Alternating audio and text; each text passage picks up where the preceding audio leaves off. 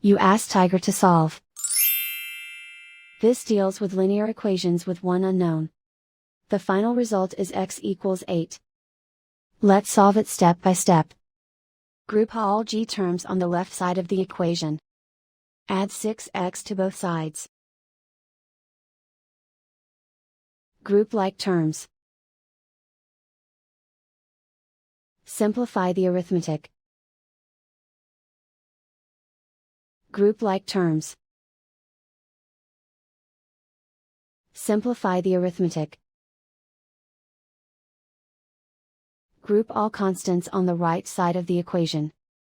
Subtract 11 from both sides. Simplify the arithmetic.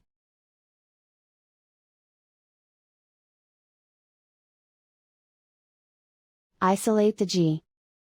Divide both sides by 5. Simplify the fraction. Find the greatest common factor of the numerator and denominator. Factor out and cancel the greatest common factor.